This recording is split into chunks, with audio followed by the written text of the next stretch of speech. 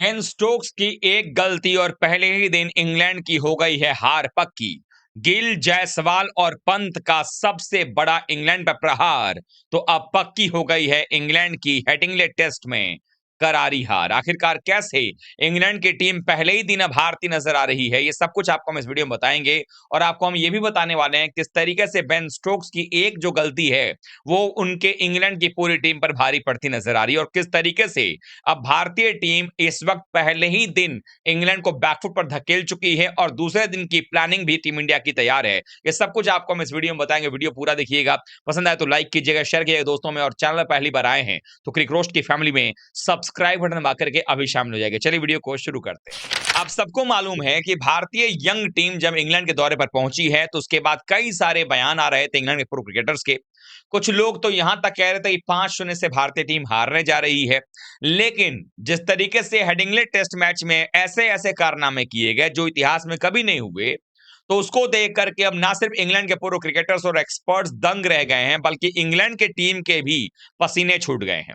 मसलन भारतीय टीम जब टॉस हारी, हालांकि टॉस के वक्त गिल ने भी कहा था कि वो टॉस जीते तो पहले बॉलिंग करते, लेकिन बेन स्टोक्स ने टॉस जीतकर पहले बॉलिंग का फैसला किया। और ऐसे कंडीशन में जहां पर गेंद थोड़ी सी हिल रही थी, ओवरकास्ट कंडीशन था, जब बल्लेबाजी करने के लिए केएल राहुल और यशस्वी जायसवाल की ओपनिंग जोड़ी आती है, दोनों बल्लेबाजों ने 91 रन पहले विकेट के लिए जोड़ करके यह साबित कर दिया था कि कहीं ना कहीं दोनों बल्लेबाज इंग्लैंड के बॉलिंग अटैक और कंडीशन के लिए तैयार थे। हेडिंग्ले में कभी भी ऐसा नहीं हुआ कि पहले सत्र के अंदर में 3 विकेट ना गिरे हों, लेकिन ऐसा यहां पर देखने को मिला। 2 विकेट भारत ने गंवाए, और वो भी 2 विकेट कब? जब 91 पर कोई विकेट नहीं था, तब वहां पर पहला विकेट केएल राहुल का गिरा, और फिर 92 रन होते होते दूसरा विकेट साई सुदर्शन का गिर गया। लेकिन एक समय ऐसा भी आया जब दूसरे सत्र में हेडिंग्ले में जो पुराना रिकॉर्ड है उसके मुताबिक 3 विकेट और गिरते हैं।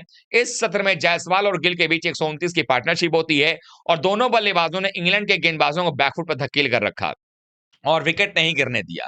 नतीजा यह हुआ कि 215 रन टीम इंडिया ने बना लिए थे सिर्फ 2 सत्र में, मात्र 2 विकेटों के नुकसान पर।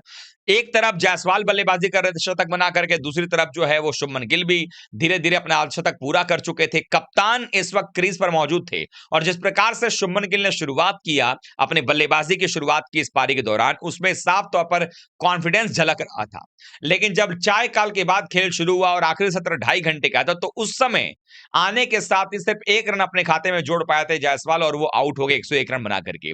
लेकिन शुभमन गिल का बल्ला बोलना जारी रखा, और अब उनका साथ देने उपकप्तान ऋषभ पंत आ गए थे। लेकिन ऋषभ पंत ने आकर जो बल्लेबाजी की, पहले उन्होंने बल्लेबाजी करते हुए जिस तरीके की अपनी बल्लेबाजी की छवि दिखाई और जो बल्लेबाजी उन्होंने किया, उसके बाद उन्होंने पहले 59 गेंदों में सिर्फ 25 रन बनाए थे। नतीजा यह था कि ऐसा लग रहा था कि ऋषभ पंत आज एक अलग मूड में है, उनका वो बल्लेबाजी का कॉन्फिडेंस शायद नहीं है, लेकिन ऋषभ पंत कुछ अलग सोच के आए थे। अगले 43 गेंदों में ऋषभ पंत ने 40 रन जोड़े। नतीजा यह हुआ कि उनका स्कोर जो है दिन का खेल खत्म होते होते 65 पर जा पहुंचा, यानी शतक के मात्र 35 रनों की दूरी पर है। वहीं शुभमन गिल ने ना सिर्फ अपना शतक पूरा किया, बल्कि 127 रनों पर नाबाद हैं, और चौथे विकेट के लिए 138 रनों की नाबाद साझेदारी हो गई, और भारतीय टीम ने दिन का खेल खत्म होते होते 359 रन बना लिए 3 विकेटों पर। अब सवाल यहां पर यह है कि आखिरकार ऐसा क्या हुआ है कि पहले ही दिन जो है इंग्लैंड की हार पक्की हो गई है। एक्चुअली पहले दिन इंग्लैंड की हार इसलिए पक्की लग रही है क्योंकि टीम इंडिया ने 359 रन ना सिर्फ 3 विकेट बना लिए हैं, बल्कि आने वाले बल्लेबाजों में नंबर 6 पर करुण नायर का आना बाकी है। रविंद्र जडेजा और शार्दुल ठाकुर जैसे 2 ऑलराउंडर्स भी आने बाकी हैं जो बल्लेबाजी कर सकते हैं। और ये 2 बल्लेबाज जो कि जमे जमाए बल्लेबाज हैं, शुभमन गिल और ऋषभ पंत, कप्तान और उपकप्तान की जोड़ी मैदान पर मौजूद है, और इन्होंने 5 ओवर जो है पुरानी गेंद के बजाय नई गेंद से खेला है, यानी कि इन दोनों को नई गेंद जो ड्यूक्स की है उसके खेलने का अनुभव भी हो गया। अब जब नए दिन आएंगे तो माना यह जा रहा है कि ओवरकास्ट कंडीशन होने की पूरी संभावना है, यानी कि ओवरकास्ट होगा तो गेंद हिलेगी, और हमारे पास जो गेंदबाजी आक्रमण है उसमें बुमराह है, प्रसिद्ध कृष्णा है और सिराज है, और तीनों अगर गेंदबाज अपने पर आ गए और अपनी गेंदबाजी पर कामयाब हो गए, तो निश्चित रूप से इंग्लैंड की मजबूत बल्लेबाजी लाइनअप को भी ध्वस्त किया जा सकता है, जो इंग्लैंड के बॉलिंग लाइनअप ने भारत के खिलाफ नहीं किया है।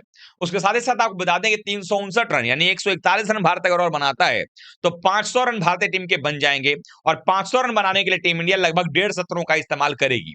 मतलब यह कि अगर भारत 500 रन बनाते बनाते ऑल आउट हो भी जाता है, तो कितनी भी तेज इंग्लैंड की टीम खेलेगी, फिर भी भारतीय टीम के पास में एक मौका यह होगा कि टीम इंडिया कम से कम ये टेस्ट मैच गंवाएगी नहीं। जीतेगा अगर कोई एक टीम तो भारतीय टीम जीतेगी, अगर कोई टीम एक हारेगी तो वो इंग्लैंड की टीम होगी। ऐसा इसलिए भी क्योंकि भारतीय टीम की जो बॉलिंग लाइनअप है वो इतनी मजबूत है कि अगर आप विकेट नहीं देंगे तो ज्यादा तेज तरीके से आपके खिलाफ जो है आप उनके खिलाफ रन बना भी नहीं सकते हैं। तो पहले दिन टॉस जीतकर जहां बल्लेबाजी करना चाहिए था, शायद आंकड़ों पर बेन स्टोक्स चले गए, क्योंकि आंकड़े कहते हैं कि पिछले 7 सालों में जो 5 मैचेस हुए हैं टेस्ट मैच हेडिंग्ले में, वहां पर जो टीम पहले बल्लेबाजी की है वो हारी है। जबकि पिछले कुछ समय में अगर देखा जाए 5 टेस्ट मैच की 10 पारियों में सिर्फ एक बार ऐसा हुआ है कि टीमों ने 400 प्लस स्कोर को खड़ा किया है, पार किया है। और यहां पर भारतीय टीम इस बार 400 ही नहीं 500 प्लस का स्कोर ही पार करती हुई नजर आ रही है। दूसरी जो सबसे बड़ी समस्या है वो ये कि अगर ओवरकास्ट कंडीशन होगा तो नई ड्यूक्स गेंद जो है वो हिलेगी, और ऐसे में बुमराह और सिराज जैसे गेंदबाज शुरुआत में फायदा उठा सकते हैं। यहीं पर अगर देखें तो शार्दुल ठाकुर जो कि स्विंग कराने में माहिर माने जाते हैं, उनकी गेंदें भी खेलना इंग्लैंड के बल्लेबाजों के लिए आसान नहीं होगा। तीसरी बात है कि विकेट पर थोड़ी बहुत दरारें हैं जो समय के साथ खुलेंगी, और चौथी पारी में बल्लेबाजी करनी है इंग्लैंड की टीम को। तो अगर पहली पारी के आधार पर भारतीय टीम ने अगर 100 रनों के आसपास का लीड ले लिया और फिर भारतीय टीम ने दूसरी पारी में अच्छी बल्लेबाजी कर दी, तो चौथी पारी में रन चेस करना हेडिंग्ले के इस मैदान पर इंग्लैंड के लिए आसान नहीं होने वाला है। और वो भी तब जब उनके गेंदबाज ऐसे हैं जो दूसरी पारी में भारतीय टीम को फिर से मौका देंगे और भी सारा रन बनाने के लिए। अब देखना यह होगा कि भारतीय टीम यहां से कितने रन और जोड़ पाती है। लेकिन आप लोगों को क्या लगता है, टीम इंडिया यहां से कितने रन और जोड़े जिससे टीम इंडिया जो है अपने आप को सुरक्षित महसूस करे और मैच को जीतने की तरफ जाए? आप लोग जरूर बताइएगा, क्योंकि कहीं ना कहीं टीम इंडिया के लिए यशस्वी जायसवाल ने जो कारनामा किया, पहले बाएं हाथ के बल्लेबाज बने भारतीय जिन्होंने इंग्लैंड में आकर के शतक बनाया, उसके साथ ही साथ हेडिंग्ले में बतौर ओपनर शतक बनाने वाले भारत के पहले बल्लेबाज बन गए हैं। वहीं शुभमन गिल की बात कर ले तो चौथे भारतीय बल्लेबाज बन गए हैं जिन्होंने बतौर कप्तान डेब्यू मैच में शतक बनाया हो। उनसे पहले विजय हजारे ने 164 रनों की नॉट आउट पारी खेली थी इंग्लैंड के खिलाफ ही 1951 में दिल्ली के मैदान पर। सुनील गावस्कर ने जो है न्यूजीलैंड के खिलाफ न्यूजीलैंड में जाकर के 116 की पारी उन्होंने खेली थी। वैसे ही विराट कोहली ने एडिलेड में ऑस्ट्रेलिया के खिलाफ बनाया था 2014 में शतक की पारी। और अब ये चौथे ऐसे बल्लेबाज बने हैं शुभमन गिल जो अभी भी 127 रन बना करके नाबाद है, यानी इनके पास में किसी भी भारतीय प्लेयर के द्वारा बतौर कप्तान डेब्यू मैच के अंदर में सबसे ज्यादा रन बनाने के आंकड़े को भी पार करने का मौका है। और उसके लिए अगर देखा जाए तो अभी भी कुल मिलाकर के 37 रनों की दूरी पर हैं।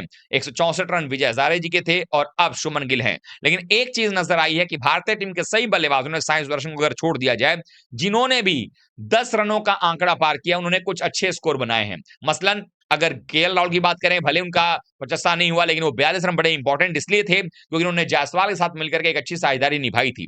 उसके बाद जो पार्टनरशिप हुई तीसरे विकेट के लिए और चौथे विकेट के लिए, वो पार्टनरशिप बड़ा इंपॉर्टेंट था। और सबसे खास बात कि ऋषभ पंत ने अपने विकेट की कीमत लगाई और बड़े संयम के साथ बल्लेबाजी करते नजर आए। फिर भी 65 रनों पर खेल रहे हैं और उम्मीद है कि जब दूसरे दिन का खेल शुरू होगा आज, तो शायद ऋषभ पंत ना सिर्फ अपना शतक पूरा करेंगे बल्कि शुभमन गिल अपना दोहरा शतक भी लगाएंगे। भारत 550 के ऊपर जाएगा और हो सकता है कि अगर जल्दी से 500 रन पूरा हो गया, ऋषभ का अगर शतक हो गया, तो गिल जब तक दोहरा शतक की तरफ जाएंगे, आपके ऋषभ पंत जो हैं वो ज्यादा तेजी से रन भारतीय टीम के बनाएंगे और भारतीय टीम की पारी को आगे बढ़ाएंगे। आप लोग किस तरीके से देख रहे हैं इस पारी को और भारतीय बल्लेबाजी को, और आपको क्या लगता है क्या इंग्लैंड की टीम की बल्लेबाजी लाइनअप जो इतनी मजबूत है उसको भारतीय गेंदबाज भेद पाएंगे? कमेंट कीजिएगा, वीडियो को लाइक कीजिएगा, शेयर कीजिए दोस्तों में, और चैनल पहली बार आया तो क्रिकेट रोस्ट की फैमिली में सब्सक्राइब बटन दबा करके अभी शामिल हो जाएगा। मिलते हैं प्री मैच शो के साथ 2:45 बजे, तब तक आप सभी का बहुत बहुत धन्यवाद। थैंक यू सो मच दोस्तों।